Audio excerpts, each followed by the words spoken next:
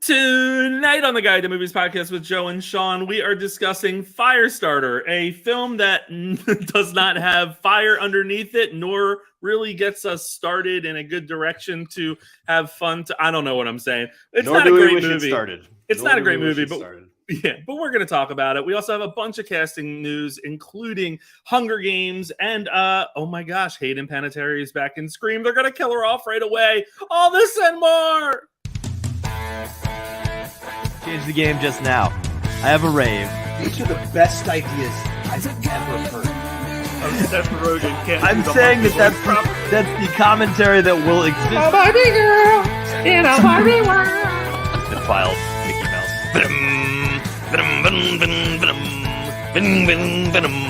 Oh my god!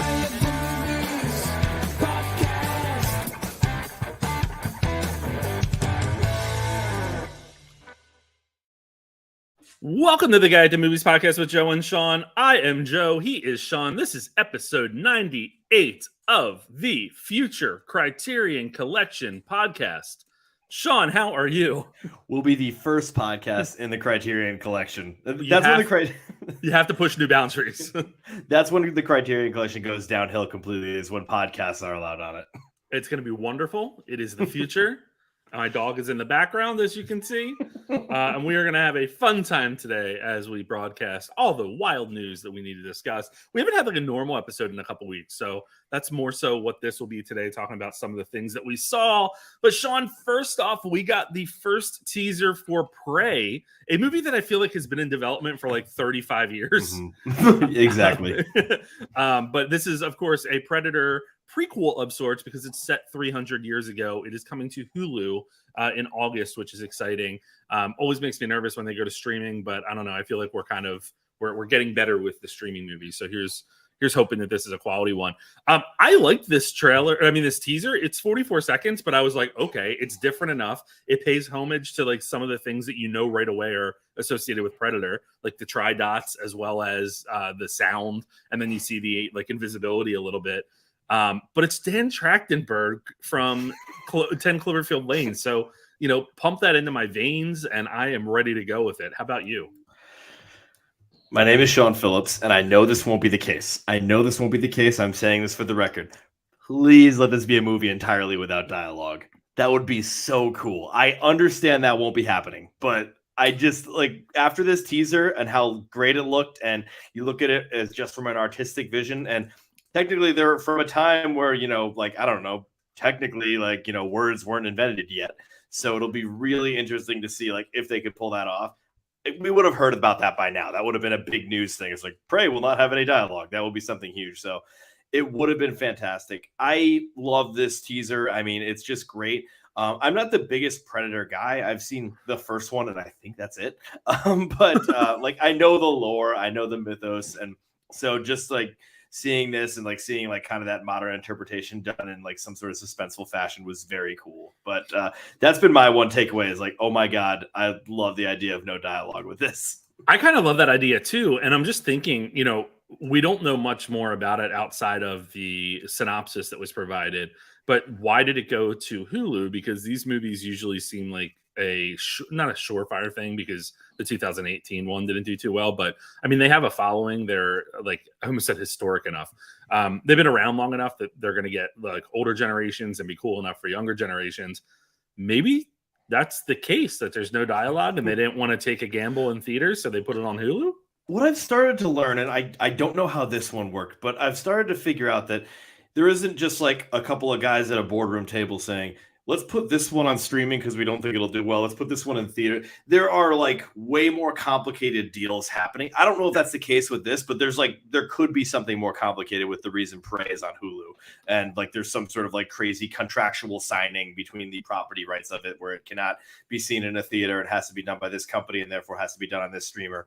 I don't know if that's actually legit or not, but... Well, it wasn't originally tagged for Hulu. That happened way after the Fox acquisition from Disney. Yeah. So I just automatically, is that what I wanted to say?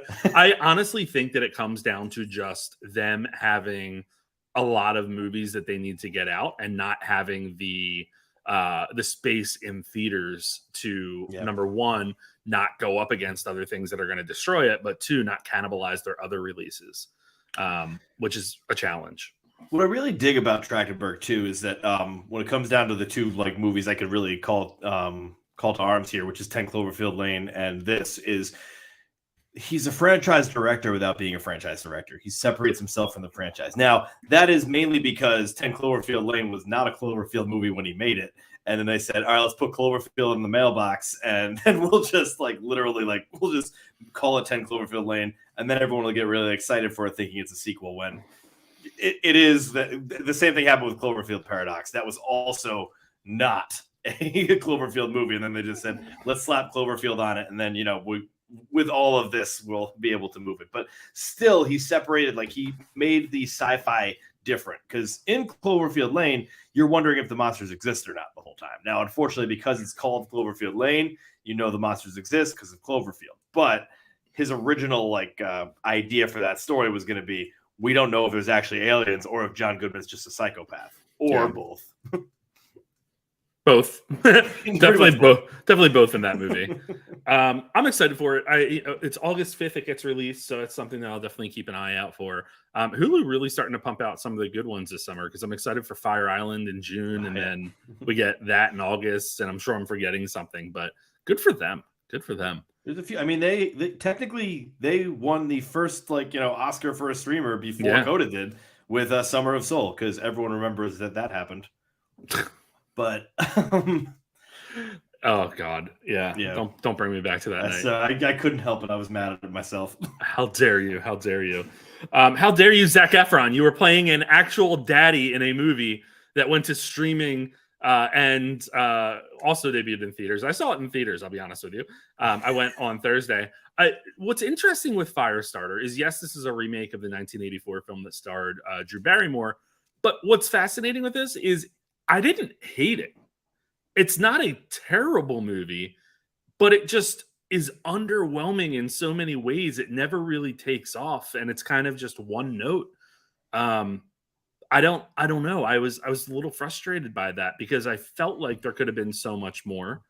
But unfortunately, we didn't quite get to sort of that impactful moment where I left the theater going, yeah, that was necessary to remake. The effects were cool, and I know that they used a lot of practical effects and stuff, which is neat. And I liked the little actress. I thought that Zac Efron was fine in it. But I feel like they could have done so much more. And the way that they altered the ending a little bit from the original just didn't make sense to me at all. Like, I was like, I guess spoiler alert here, but she literally, the guy that she walks away with killed his mother, or her mother. Yeah. And she's like, yeah, I'll go with you. I was frustrated by that, but they're trying to drive the point home, and they're doing it terribly, by the way. But their point that they're like, they want to do the forgiveness thing, or when you kill bad people still have family, and bad people still have people there and stuff like that. Meanwhile, about 5 minutes earlier, she just toasted everybody else in that factory, including a guy that was on the phone saying, "Yep, they say the first trimester is pretty hard, honey. Don't worry, I'm on the way home, and I'm about to buy a boat called Live Forever." Those are the people you spare if you want to try to drive home that moral. Or with this guy, I don't know, maybe leave him alone, or leave him with his own guilt, and then he'll take care of things himself. But instead it was oh no, they're gonna they're gonna go together, Firestarter and I forget his name in it, but the two of them are gonna be a Mandalorian and Baby Yoda. What was his name? Arrowhead or something? Rainwater, I think, but that might be the actual name of the actor. But regardless, he I don't know. I would have been happier if she would have walked away by herself. I would have been like, all right, cool, leave it open. Let's see what happens. Yeah, and just leave him there or something. But it was just a very strange moment there, because, the guy killed your mom, and you're trying to drive home that forgiveness point there, and it just doesn't work at all. None of the villains were really there for me. I will say you're being kinder to this movie, even though you didn't like it. I did actually hate this movie for how underwhelming it was. They left out any sort of important plot points to drive home any sort of emotion, and it was just so discouraging. Every time that I saw, and this is going to be the problem with my other movie that I saw, but like every time I saw them try to make an emotionally impactful like scene, I said, you're leaving out 3 other things to make that emotionally impactful. I don't understand any of your powers. I mean, I get it. She makes fire, he controls minds, but also there's like a few different levels of both of them on that, which that's where I could have used some exposition. Instead, they show don't tell feelings, and that's not great. Zac Efron, I agree with you. Not bad. You see these like moments of like, this like an Elizabeth Olsen under rocks, just like, help, like I have a good performance there. And it's like, yeah, but most of it is just pretty bad. And it's because he wasn't given anything to work with. I don't even blame him. The whole movie's neutered. I guess God. Like that just popped into my mind, but like that's the way I would explain it. It just seems neutered. And it also is one of those movies that feels like there's stuff left on the cutting room floor somewhere that maybe could have given us more about like why they were brought in, or like what is it, lot 6? What lot 6 was back in the day or whatever. I understand that this is an adaptation of a Stephen King novel or story, and then the original, and they wanted to take it in like a different way, I guess, and make it a little bit more, I can't even say relevant or timely. Yeah. But I don't know. They could have done something with it. Like I see this and I'm like, yeah, you could have made this like in a more modern setting, but instead you take out the important things. It also did really want to be, and this is where I have to ask you because I haven't seen the original, but this wanted to be the common trend of prestige horror. And you don't have to be prestige horror. I think prestige horror is like a lot of fun. I think like cheesy, dumb horror is a lot of fun as well. And I think that this benefited from like the 80s version that was sort of like the dumb sort of horror movie and stuff. Like, I think that that's what made that one better. Once again, I didn't see that one, so I can't, for the Drew Barrymore version, I can't call attention to it. But it seems like this, when you have this kind of premise, it's a little bit better if it's like a little bit more dumb. And, or I shouldn't say dumb, but fun, like dumb fun kind of thing. Yeah, I honestly don't know. I can't even...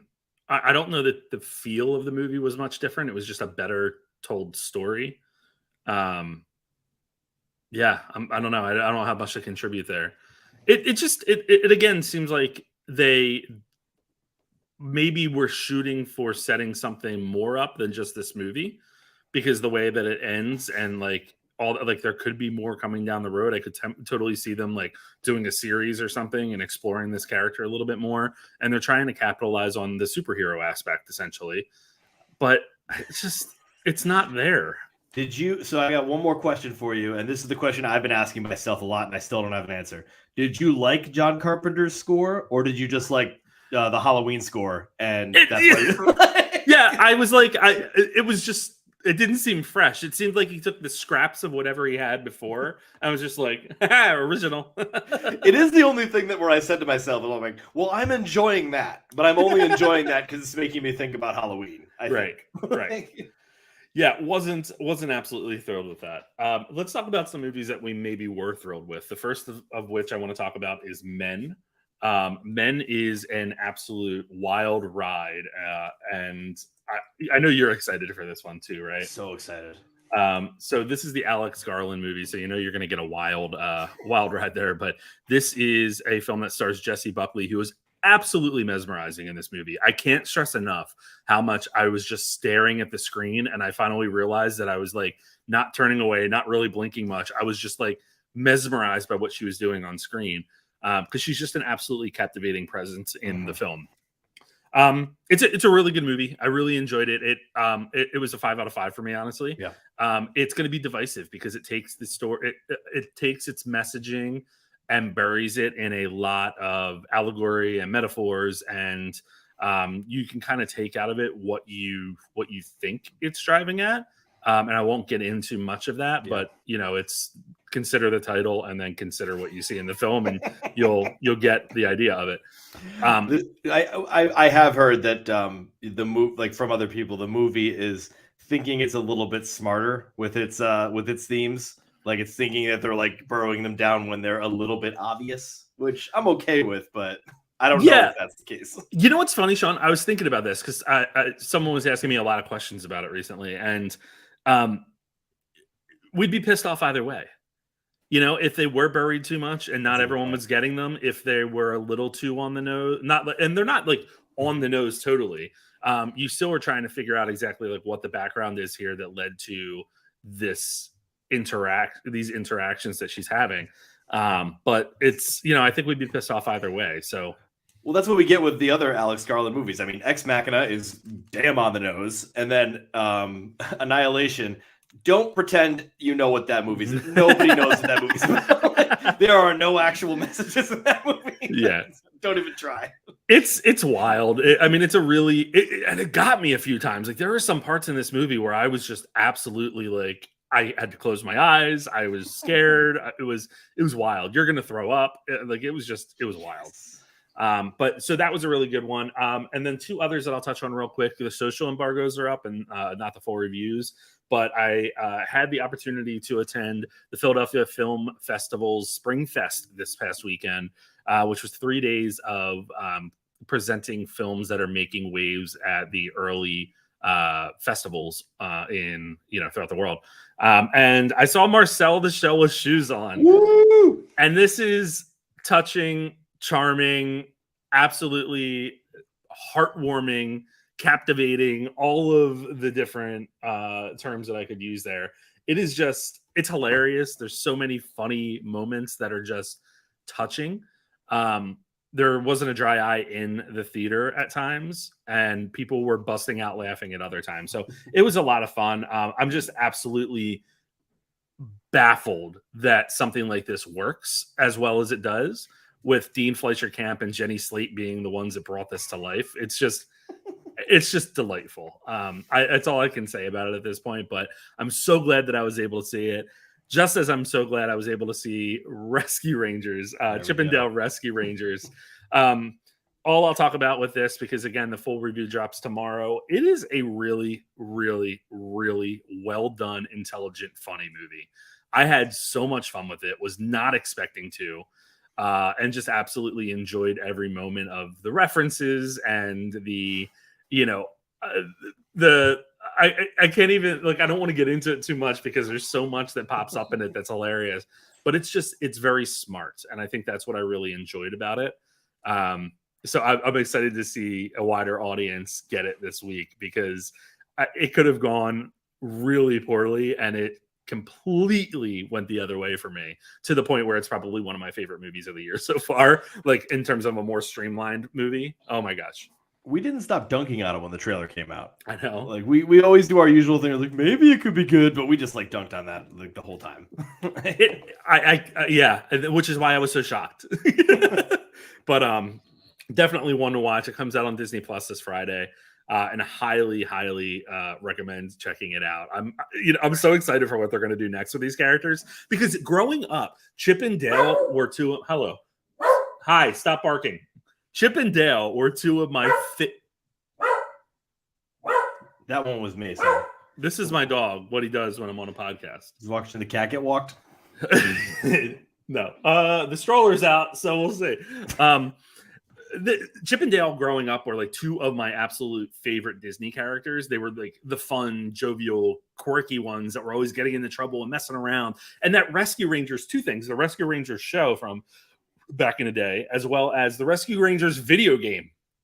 Do you remember the Rescue Rangers video game? I remember the show. I do not remember the video game. Oh my God. It's so much fun. So it's cool to see, you know, they're not even, I wouldn't say they're like mining the depths of their characters, because Chip and Dale kind of have always been there. If you go to the parks, they're featured prominently in a lot of every parade and their meet and greets and all that stuff. So I'm glad to see that they're doing something with them that's maybe a little bit more mature than the typical fare you would get. But it's just really a blast. I had so much fun. Sean, you had quite the eclectic weekend here. Yeah, you got all the fun movies, man. Hey, finally. So yeah, exactly. So I will say, like, I'm putting in a couple of the old movies. I never really do that, but I always have less movies, so I want to, like, you know, just highlight those. But the only new movie I saw this week was The Survivor, and this might be the greatest disappointment of the year for me. I'm so upset, because I was so excited to see this movie. This is about a boxer who has to survive Auschwitz and has to literally box to survive there, and how he handles it after. This movie was a mess. The flashbacks went back and forth way too fast, creating like no sense of a story, and any sort of emotional payoff is like just not even given there. There's a great cast in here. None of them are given the time to breathe except for Ben Foster and Vicky Creeps. And both of them are great, but it's just really tough to like get anything out of this, which this is such an impactful, tragic, and emotional, like, and even like, God help me, inspirational story, that there's something there that could have worked, but instead it just doesn't really work. I mean, like there's like these strange things where, you know, the flashbacks to the concentration camp were in black and white. And it's like, dude, you don't need to put him in black and white. We know like that's where like that's when he's in the concentration camp. It's like a horrible setting. You don't need to do that. And I think there's like these artistic liberties that were taken that were just poor. And like I could not like make sense of this one. Now there's a lot of people that still love this one. There's a lot of people that do not like this one, like me. Darren hated it, so he gave it 9 out of 10. And I just think like with all like every part of it is just like really a bummer. Ben Foster is really good, and like he's like sort of going to probably get an Emmy nomination most likely, and he deserves that. But nothing else about this movie deserves anything, even though it's going to get a television nomination because it's TV movie, because it's on HBO, which I don't know what a TV movie is anymore, because he needs to get better things to work with. I mean, he's a really good actor. He just hasn't been in anything great. Yeah. But that was the one I'm telling you, like for like about a half a year, maybe a year, I've been waiting for this one, just like wringing my hands, so excited. Weird to be excited about a movie of this subject matter, but I thought it would be very good, and it just wasn't. So the other two are old movies, so I'm just going to quickly do them. But I saw Bridges of Madison County for the first time. Clint Eastwood, Meryl Streep, directed by Clint Eastwood. This was a movie that threw everyone, because this is like, you know, Clint Eastwood's in this movie. It must be like, you know, an intense cowboy western. No, it is a slow romance. Very good, but like this puppy slows right down. He photographs bridges instead of like, you know, takes out a 6-shooter and takes care of bandits. And so it's just truly, it's really something where like most of the world like just got pissed at Clint Eastwood after this. Like, what did you do to us? But it's a great movie of like long lost love. There's, you know, horrible flashbacks in it, flash forwards. The whole thing is in a flashback, so there's the flash forwards, kind of like Saving Private Ryan, where they explain the theme and the message. This is their kids reading Meryl Streep's letter, and I'm like, okay, you know what? Like maybe she did love the bridges of Madison County. Okay, that wasn't a line in the movie, but might as well have been. And then this was a great movie I saw. It's a documentary. In 1984, it won the Academy Award for Best Documentary, and that's The Times of Harvey Milk. Now, this movie just made me want to watch the movie Milk again. I mean, so that makes it that causes it to have a good job. But I still really love what this documentary did. It was a very classy documentary where it was just talking heads to footage, and then narration from Harvey Fierstein, which I didn't think was going to go the way it went, but it was really like actually quite compassionate. But it just shows like Harvey Milk was like both a good politician and a good person, which that balance is straight up impossible these days. And he's able to manage both of those things very well. And, you know, just the shame of the tragedy there. And Dan White got 5 years in prison for killing the mayor and Harvey Milk. And yeah, that was an actual thing that happened. So it's like that whole thing, like, and that was like a half of the document, not half, that was like the last 30 minutes of the documentary after Harvey's gone. And it just like still expresses his impact and stuff. So this is a great documentary. I never knew about it. You know, I only known about the movie, and, you know, the movie is still, in my opinion, quite exceptional. But this was a cool way to look at it from a very informational standpoint. I'm intrigued. I am very intrigued. You need to check that out. That is one of my favorite movies, actually, of all time. I don't often remember it, but Milk is such a great movie. And what's his name that wrote it? Dustin Lance Black. Yeah.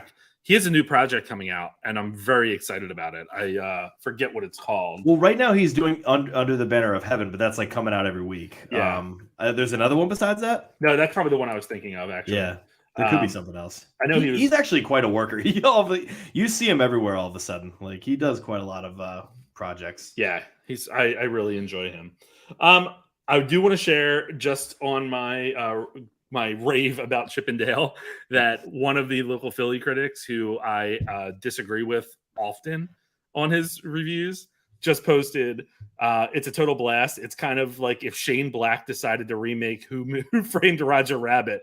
I went in not expecting much and ended up loving it. So, like, listen, it's winning over the hearts of millions. I can't believe this. I can't either. I'm completely blown away. Like, to the point where when I finished it, I sat there like, how am I feeling today? Like, like, am I just in a mood? Is something, what's going on here? All right. Well, it's time to dive into the news of the week, which we haven't done in quite a bit, but we'll get into some of the fun stuff. And we're going to start with some breaking news. And our new graphics. Hunger Games, the prequel, which is called The Ballad of Songbirds and Snakes, has cast Tom Blythe, who is currently starring in Billy the Kid. And was he in Bridgerton? Why do I believe he was in Bridgerton? I honestly had never heard this guy's name before. So maybe I made that part up, but I'll double check. But he's going to play the young Cornelius Snow. Man, I can't even talk today. Great time for podcasting. And it really shows like the early days. I think back when it was the 10th annual Hunger Games fast approaching, and he was assigned to mentor a girl tribute from the impoverished District 12. So, hey, I'm pretty fascinated by this. It's Francis Lawrence again, returning. So he did the first 4 movies because they split the last one into 2, obviously, as they always do. And he's back for this. So, Sean, you're excited about something there. I'm looking this guy up, and he was in the Gilded Age, and I love the Gilded Age. That's what I'm thinking of, the Gilded Age. Oh, that is like very much Bridgerton. It's Bridgerton with trains. Oh wow. Okay, so this is going to be an interesting casting. I don't know how. Like, we didn't talk about this movie when it was announced. I don't know how on board I am with this. I mean, do we need a Snow origin story? I think, like, you know, are we gonna like be like empathetic towards this dude? I don't exactly.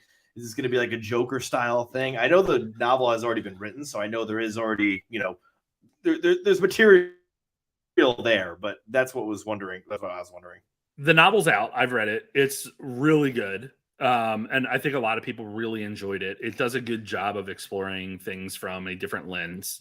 And they announced the movie right after the novel came out, maybe even before. Probably, yeah. Yeah, but I'm for it. I mean, I want them to explore that world a little bit more because it's that dystopian type future where, you know, we're basically pitting kids against one another is pretty fascinating, and, you know, is much more serious, I think, than those that would label the Hunger Games as kids' books give it credit for. You know, like it's a little crazy. Yeah, I mean, like, there's definitely like I did not crap on it. I think the last 2 movies sort of lost their way. I think the last movie especially lost its way a little bit. But I heard also the book kind of lost its way. Like, she wasn't, while she was writing it, she wasn't sure how to end it, which, like, that's how some people are with writing books. I get that, but, you know, that's not a great sign when that happens. I have heard great things about this book.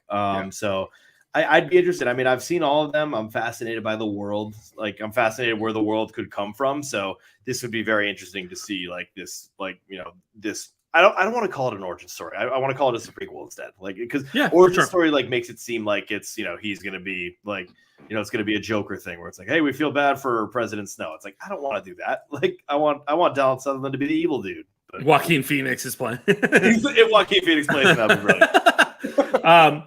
I'm very excited to dip back into that world, and just as excited to dip into the world of Dune again with Dune Part 2. And the big casting news that we got was that Christopher Walken will play Emperor Shaddam. He, of course, is joining Austin Butler and Florence Pugh as the most recent additions. And the original cast of Timothée Chalamet, Zendaya, Rebecca Ferguson, and Josh Brolin are all expected to return. This is slated for an October 2023 release. Nothing more to say, for me at least, about this than, wow, that's perfect casting, and I love it. Well, this shows that, you know, the first Dune had this unbelievable cast, and, you know, it was almost to like a stunt casting level, and it didn't turn out to be. Everyone cast was perfect for their roles, and it was well done. And yes, they were all famous people, but they were cast extremely well.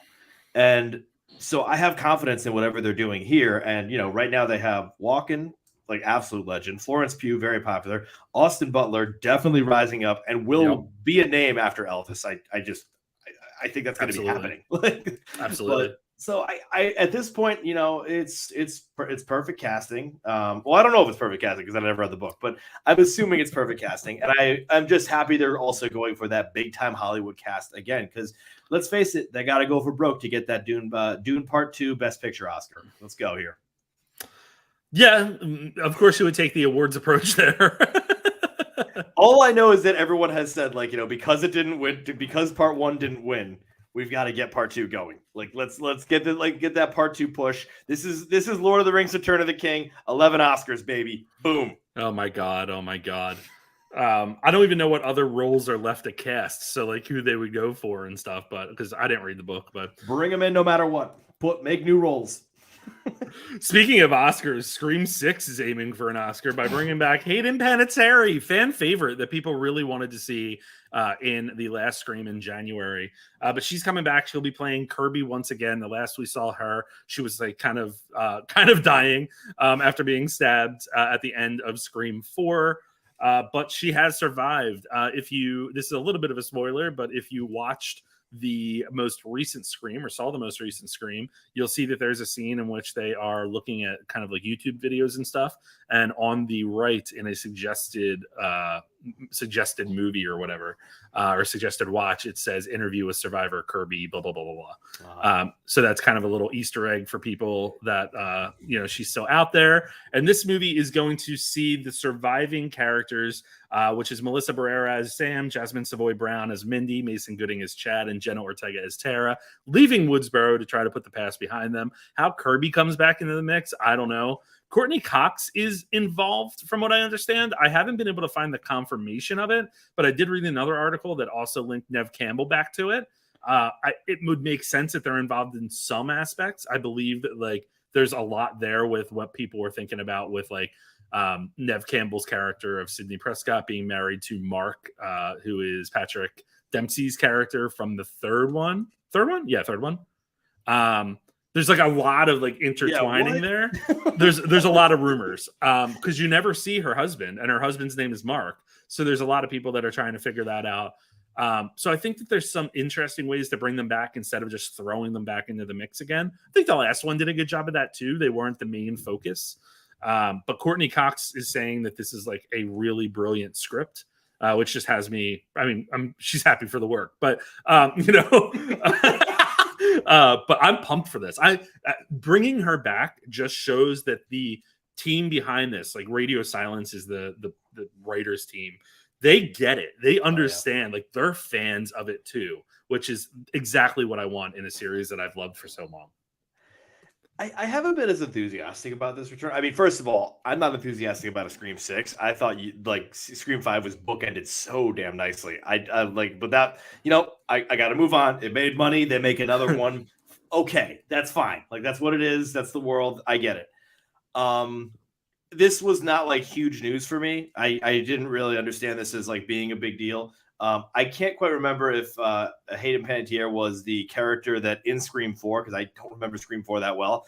Is she's the one that listed 100 horror movies? I believe she was. Because that's brilliant. And it was stuff that nobody heard of before. Don't Look Now was one of the ones she said. And it was just okay, you know what? That's pretty amazing. I'll give her that. So that's pretty good. I think that I see this story going where, if they're all leaving that hometown, so have the past victims, or past survivors.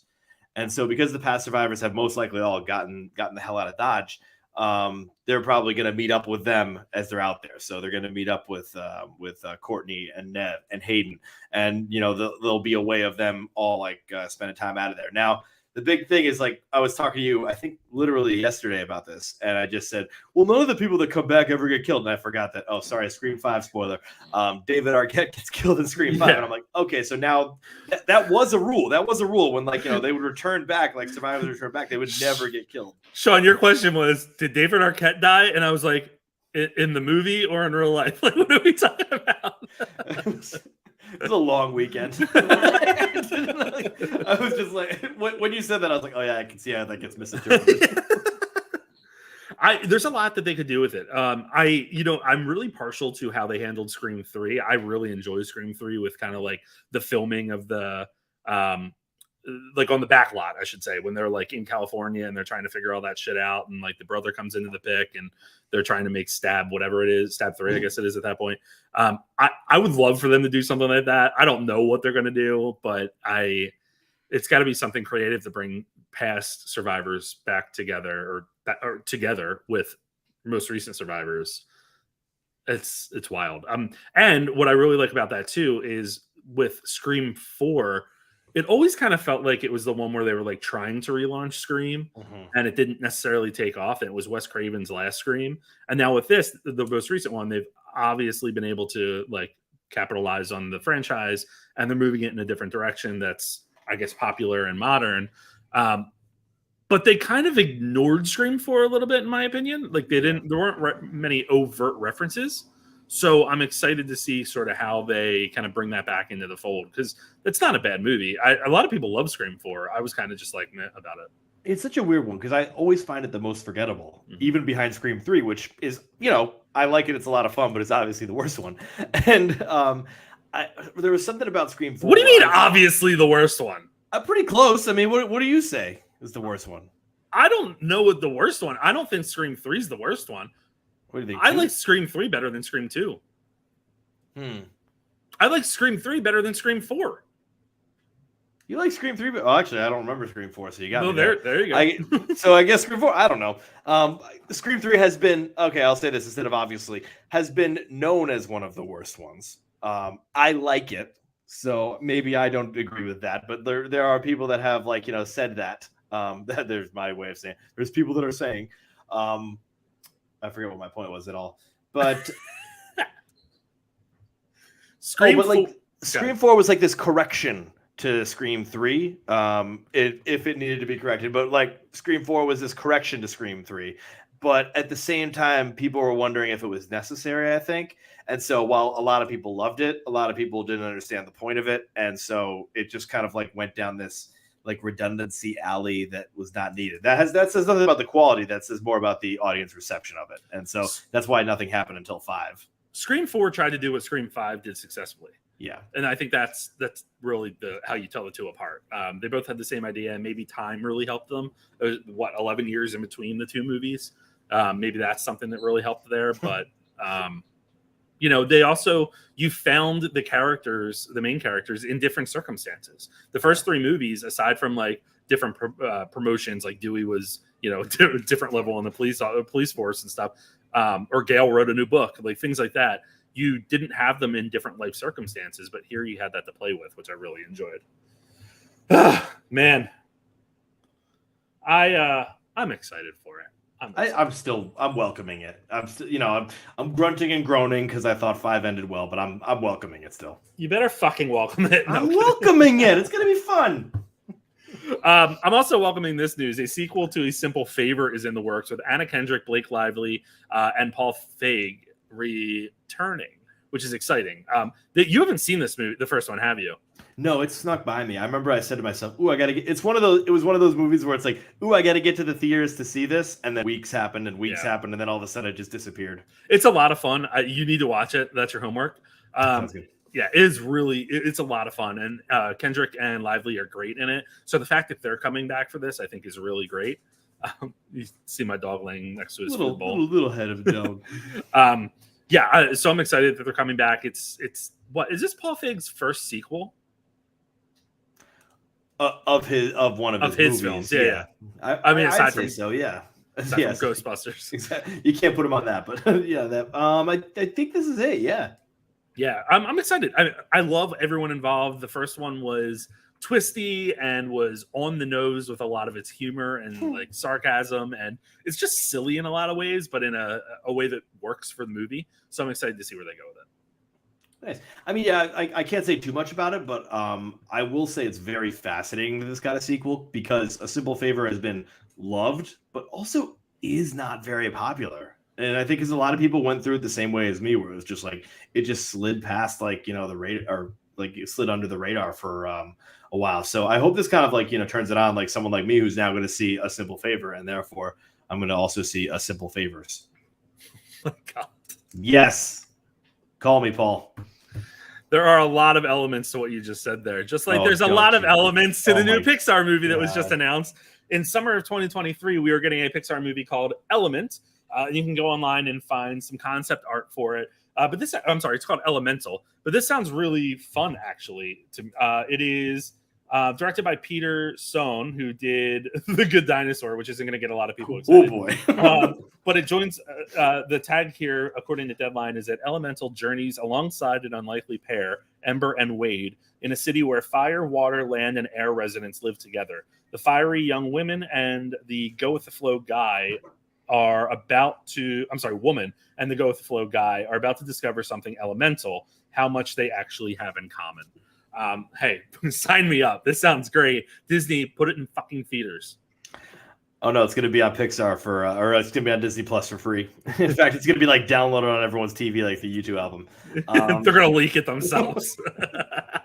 Pixar movie, we're just going to chuck it into the sun. There's your Elemental.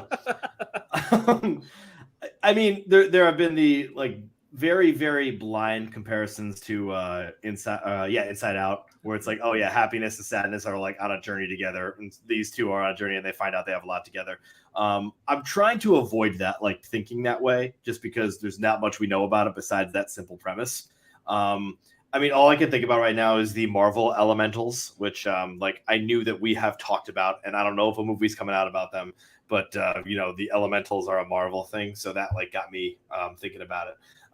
Mainly just the wording of it, but no, I mean, I'm excited for this. It's a Pixar like move that's going to be like explored from a rare way. I hope it is not something like, and don't get me wrong, I did like Onward quite a bit, but I feel like Onward could have explored like the magical realm a little bit more. And instead it was just this beautiful family drama where they just like, I don't know, happen to have pointy ears.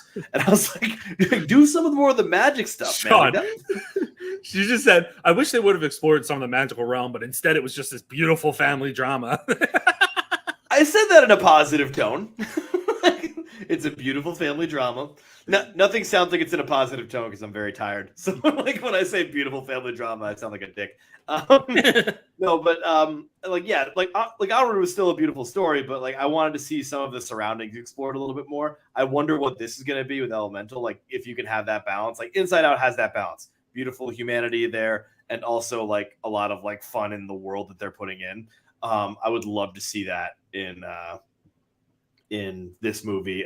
Granted, we're going by like a small premise and a couple of sketches. So the jumping to conclusions, of course, I'm going to do them. I love them, but we don't exactly, go all the way with them. I'll give you a little bit more context. The movie was inspired by the director's childhood in New York. And he said, quote, "My parents emigrated from Korea in the early 1970s and built a bustling grocery store in the Bronx. We were among many families who ventured to a new land with hopes and dreams, all of us mixing into one big salad bowl of cultures, languages, and beautiful little neighborhoods. That's what led me to Elemental. Our story is based on the classic elements. Some elements mix well with each other and some don't. What if these elements were alive?" Well, that sounds lovely. So, hey, I'm ready. Let's go. They say, what is this? Oh, well, I guess Lightyear is going to theaters because Deadline says Pixar, after being sidelined to Disney Plus with turning red its soul. And Luca. No, was Luca Disney or Luca was Disney Plus as well. That is a Pixar movie. That was Pixar, yeah. Yeah. How dare you not mention that? It was nominated for a fucking Oscar. Idiots. Not calling you idiots. Love you, Deadline. All right, let's move on to the next story here. This is kind of weird. We almost got Daniel Craig in Craig. It's Craig. Nice little Veep joke there. But we almost got him in Doctor Strange in a Multiverse of Madness. He would have played. Let me see. Oh my gosh, I forget. Oh, he would have played. Oh my god, Mr. Fantastic. Well, so I've seen conflicting reports on this. Some said Mr. Fantastic, and some said this other character that was sort of related to Thor in a way. I'm completely forgetting the name. I did Google it the other day, but I guess the writer here's the writer himself saying it on Twitter. Fun fact, Krasinski wasn't the first choice. The actor originally set to play the role was all set to shoot, but when there was an uptick in COVID cases, he backed out as he was living in London and didn't think the quick shoot was worth the risk of bringing back COVID to family. So hey, that puts Daniel Craig in a positive light because he seemed like an asshole for the last 4 Bond movies. But I like to think that maybe he got COVID so he could get out of this comic book movie. He's just like, I don't want to do another freaking franchise, man. I would love to see him though. I don't know who I would like to see him as, but seeing him in Marvel would be a lot of fun. Well, if it was like, I imagined it this whole time that he was playing Mr. Fantastic. And if we are looking at like this is the grizzled Mr. Fantastic that has seen some shit, it does sort of work. However, him with stretchy arms is just so friggin' off-putting. just this grimacing face that's stretching out arms. There's no way. I can't imagine. I don't think I've ever seen him smile, so like that would be weird too. No, I mean he smiled when he gave that Bond speech because he knew he was done with that fucking role. Guys, it's been a blast. It's been great. I'm out. Yeah, peace. Yeah, wow. Okay, so that would have been a weird cameo. I'm sure we're going to get more stories like that down the road of like who they were thinking about targeting. I saw a report earlier that one of the original scripts had a Ghost Rider versus Wanda segment, which would have been fascinating. What the hell would this movie have been? Maybe a little bit more entertaining. No, I'm kidding. Maybe I'm not kidding. But speaking of entertaining, one of the best movies of last year was Godzilla vs. Kong, and we are getting updates on the sequel here.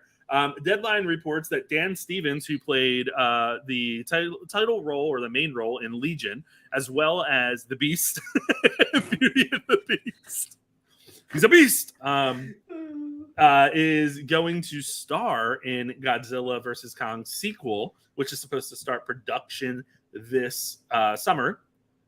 The director is Adam Wingard, who was the director of the popular film that he was in, The Guest. So that's kind of exciting. And there's also, I guess at the same time, they're teasing that there might be a Guest sequel as well in the works. So a lot going on there. But I'm intrigued because I like Dan Stevens. I feel like he's kind of one of those actors that just kind of rides like under the radar a lot, but he's pretty solid in the roles that he's in. And Godzilla vs. Kong was a lot of fun. Maybe it was the pandemic that like made it a lot of fun, but I had a blast with it. So I'm excited to see where they take it. These movies, the Godzilla vs. Kong movies, they are fun. I think my issue with them has constantly been the problem that I'm going to have with this casting news is that the human characters are just so god awful. Now, here's the thing. You're right. Am I criticizing the human written characters in Godzilla vs. Kong? Yes, I know how much of an idiot I am with that. But wait, I'm disagreeing with you so much today. But the problem I have with it is like if you're going to have them be like so one note and so silly joking, even though they're some of the most talented actors. We had Rebecca Hall, we had Brian Tyree Henry, we've had Bryan Cranston. I mean, there have been like this great amount of them, and if they're going to be used, you got to use them in a campier fashion. And I think in this, they're used like either in these one note jokes that don't work and are a little bit lopsided, or they're taken way too seriously. And I think that those two sides, like you have to like find this middle ground. Like Rebecca Hall looking over and with dead seriousness saying Kong bows to no one. And I'm like, this is Rebecca Hall you have in your grasp. This is like the most talented actress out there right now. And this is what we're giving her. So and you're saying to make them campier? What? You're saying to make it more campy for them? I just think like what they're given is these like plastic one lines that just don't work. I thought like completely worked with Rebecca Hall. I think the last one out of all the movies, I think did the best with its human characters. You had the child who was mute, and that provided a different angle to the connection with Kong. Yeah, and then you had Rebecca Hall as her guardian / was she actually the mother? Guardian. You had Rebecca Hall there. You had Alexander Skarsgård, who was kind of like the heavy, and he was the one that was given like the really stupid shit. But like that's what you expect from the brawny dude there. I completely disagree on that. Brian Tyree Henry, when he's like, going through like the different like hallways, and he's just like, "Whoa, the floor of this is flatter than the earth. I'm out!" And he does like a backflip out of there, and he's just like, "I'm just like, what are you doing here with these?" It was the goofy role. I don't know, like the goofy role, like it just didn't. It wasn't sold, and I couldn't believe, like I don't know. I know I'm not coming off proper here. I'm bad at debating. But I will just say, like, I just think that those human characters have not been given enough of the great lines. And I know you don't look for a good script in one of these movies, but I feel like when you have these great of actors, like when you get these great of casts, you got to give them more. And, I just don't think there was much. I mean, one of the best characters, as you said, the mute girl that had the connection with Kong. I agree with you. She was awesome, but she also didn't have any terrible lines. That was part of it.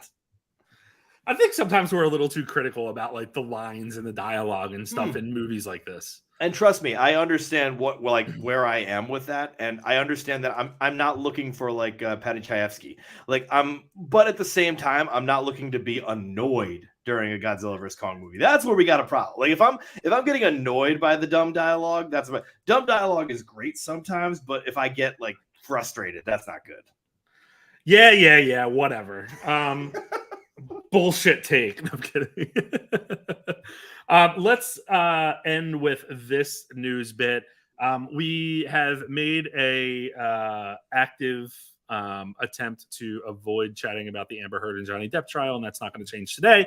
But of course, people are asking about the future of Pirates of the Caribbean, and Jerry Bruckheimer was asked during, I believe it was maybe an event for Top Gun Maverick, but he was asked about the future development of the films, and there are 2 scripts in development right now. One of them is a female-led, and he confirmed that they're talking to Margot Robbie. That news actually dropped a while ago. It's coming out today as like new shit, but Margot Robbie has been targeted as the lead there, and at this time there's no involvement by Johnny Depp. I doubt we're going to see Johnny Depp involved in them again. I doubt we're and it sounds like, did you hear today? Oh God, fuck! I said I wasn't going to talk about it, but did you hear that like Amber Heard pretty much admitted today that her time in Aquaman 2 has been drastically cut? That she like received a script, it had a lot of like, here's what you have. She received a revision, and a lot of it was cut down. That that makes sense. I can see that happening, that kind of thing. But also, the Johnny Depp wasn't going to be in the Pirates movies anyway, and it wasn't because of this stuff. Like it was like he was already out; he didn't want to be in them anymore, and so like that was one of the things. Now now that's getting a little bit tossed around here and there, like and whatever. Like, but he has on record said that he does not want to be in those movies anymore, and so that's why this stuff, like you said, this was already announced that wasn't happening. They asked him during the trial, like, isn't it correct or isn't it right that you would get, if you got paid $300 million or something to do it, that you wouldn't return? And he pretty much was like, yup. Like, so I get it. Actors they're done with these major franchises after a while. So a little crazy there. But I don't know where they're going to take this series. They're obviously going to continue to try to milk it and develop it into something else, but or some like a different direction that can give them another 6 movies or 5 movies or whatever. The last time I saw one was the 3rd one in high school. I'm done watching those movies. I don't need them. I don't need them, you say. I don't need them. I am just double checking to make sure that there's no news that we're missing, because today, of course, we are recording earlier. So before we dive into rants and raves, let's see what we can get there. Oh, I do want to share this as well. That this isn't news, but Not Going Quietly, which is a wonderful documentary focusing on A.D. Barkin. I saw this at, oh my gosh, maybe Tribeca, maybe I don't remember which festival I saw it at. Talked to the director, kind of fell in love with the whole project itself. It's on Hulu now. So I highly recommend people check it out, because it is a marvelous film about a really inspirational figure who uses his life circumstances to push change. Yeah, the gentleman who's at the center of it is such an inspiration. I've been following him for a while, and so I'm very excited to see that documentary. It's so good. It's such a good documentary. How it was not nominated for an Oscar last year, Was it from last year? It was, yeah. Ah, damn. I thought it was this year. Well, that's that. See you guys. No kidding. I don't know that I have a rant or a rave today. Well, whenever I can't think of one, I just think of one of the 18 movie shows. Jesus Christ, TV shows that I'm watching.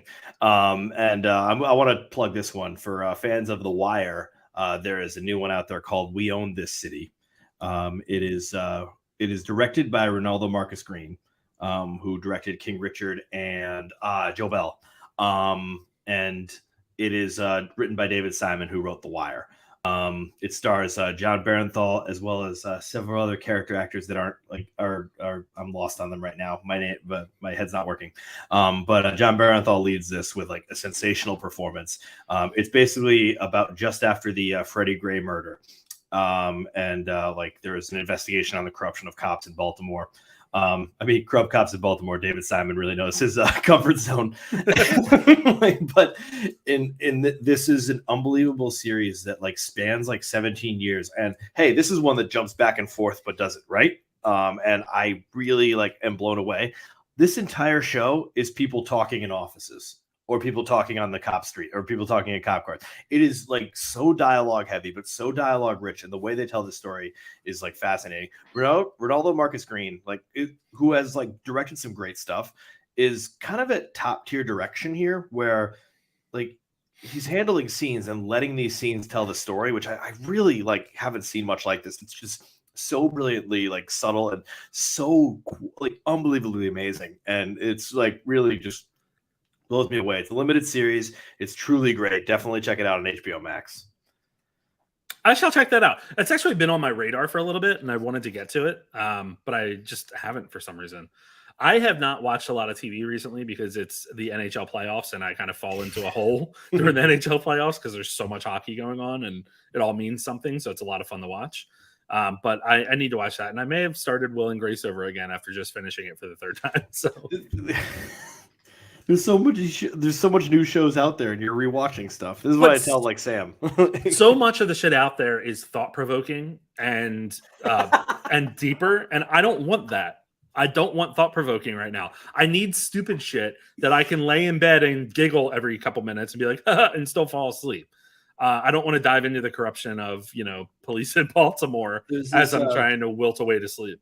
There's this comedy that came out called The Baby, which is like a horror comedy that reflects the societal difficulties of having a baby in this day and age. Oh, wait, that goes back to thought-provoking. I forgot that. I thought it was just funny for a second, but it's... Well, wait, I'm sorry. Is that the formula not being around? Like they could link it. Yeah. Art imitates life. Oh, God. One other piece of news that broke today is that there was a Daria spinoff series. Daria is that animated show from MTV back in the day. There's a spinoff series called Jody that had Tracy Ellis Ross and William Jackson Harper and Alex Moffat and so many people, Dulce Sloan, so many people attached to it. And they announced today that it's actually going to be a movie now. Which I also love. We're going to make a series. JK, now it's going to be a movie. Just what? Is it going to... So it's going to be live action or is it going to be animated? It's animated. Okay, I was going to say, wow, that's impressive. Animated film rather than a full series, yeah. Wow. That's pretty awesome. Yeah, that's kind of crazy. All I remember is Daria going with the volleyball. Do you remember that? Where she'd just stand there and put her hand out?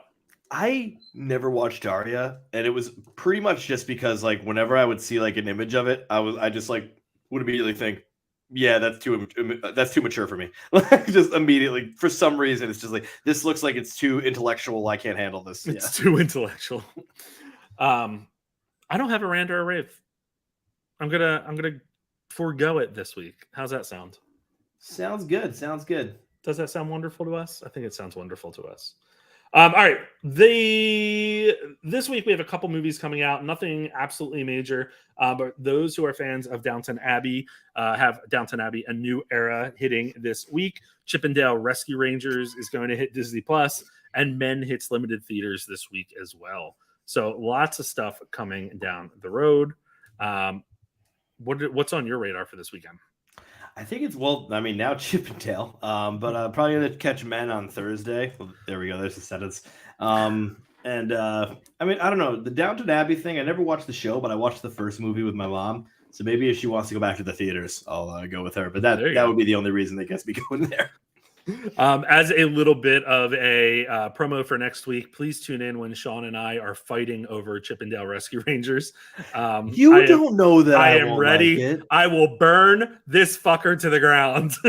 Oh God, if I don't like it, then I'm going to burn it to the ground. No, I'm just kidding. Anyway, also feel free to join our Patreon. It's currently $2. A lot of fun. We just put up a wonderful chat with Austin Burke, the Burkinator, discussing Moon Knight, the ins and outs of it. And I've also gotten my YouTube going a little bit with a nice plan for what I'm going to be doing. You can expect a new video each week and trailer reactions as they pop up. But I am going to be focusing on top threes. So my videos are all going to be top threes. And the first one out is the top 3 failures of Doctor Strange and the Multiverse of Madness. Definitely going to draw some like friendly comments from that one. Yeah, very excited for it. I give the people what they want is basically how I operate here at Guy at the Movies. But also keep an eye out on guyatthemovies.com as well as the Guy at the Movies socials, because it is getting into a heavy season of festivals with Tribeca coming up, as well as Bentonville Film Festival. I realized that Bentonville Film Festival was where I saw Coda last year. Oh, really? Yeah. Nice. Yeah. So I'm excited for that. Very, very excited. I didn't see as many films this weekend at Springfest as I usually would like to. It's tough in 3 days to try to pack in as many as possible, you know? Yeah. And a lot of the big films that were there, I'd already seen. So it kind of was like Cha Cha Real Smooth debuted, which is delightful. What else was there? 892 was there, which is the John Boyega film. Oh, these were basically like kind of a lot of the repeats of the Sundance Film Fest. Yeah, so they take like what were the big hits or the ones that were making waves at other festivals and try to bring them in. Marcel the Show with Shoes On was a big one at South by Southwest. And then there's some like they want to diversify it a little bit with some international films as well. I watched the new Claire Denis film. How was that? I heard mixed. I wasn't thrilled with it. It's done well. It's in French. It's the guy from Titan. I did hear that. Yeah. Oh man, that guy. But I got to tell you, like it basically is just about a love triangle, but you don't care about the people. And when you don't care about the people, it's kind of like it's sluggish and it never really gets going. I was yawning a lot. I was kind of bored with it. Which was no fun. 2 others I saw there. I saw Pretty Problems. Pretty Problems is basically the premise is really fun. The premise of it is that this couple that's kind of like struggling. The guy like lost his job and he's in kind of a rut. The woman wants to be a designer, but she's working selling other designer clothes, like not her own that she designed. She meets this like really bougie rich girl and gets invited for a weekend of like shenanigans. So it's kind of like a fish out of water type thing. It's funny. It honestly got obnoxious after a while. That was my knock on it. It like almost felt like it was going to be a Bridesmaids type film in a lot of ways. But then I was just kind of tired of the people. What's the other one I saw? Both Sides of the Blade was the Claire Denis film. And the first one I saw was the Phantom of the Open with Mark Rylance. Oh yes, really, really good movie. I didn't love it only because I kind of felt a little like the story is fine. It's based on a true story, but Mark Rylance is just delightful in everything he does. I think they see it for his performance. But yeah, pretty interesting. So this is the best part about film festivals, right? Because you get so many opportunities to see different types of movies that aren't always going to be mainstream. We're seeing right now on the news today on Deadline, if you're following it at all, some of the movies that are premiering at Cannes or that are going to Tribeca are starting to get picked up already ahead of their premieres or ahead of their showings. So that's what's cool about this, because it kind of charts what's coming out for the next year or so. So we're getting into that season, so enjoy that. Sean, very excited. When do you move into your home? June 17th. So we're just sort of like slowly moving things in and messing with stuff in there, and it's gonna be a hell of a month. Out of control, but good stuff. Exciting times all around. Guys, we thank you so much for joining us tonight, and we will see you next week. Bye. As always, thanks for listening. You can follow both Joe and Sean on Instagram at Guy at the Movies and Math Teacher Movies. New episodes of the Guy at the Movies podcast with Joe and Sean are available every Wednesday morning, wherever you get your podcasts. Also, be on the lookout for special spoiler pods, where we dive deep into the latest film releases. If you like what you hear, be sure to like, comment, and subscribe. See you next time.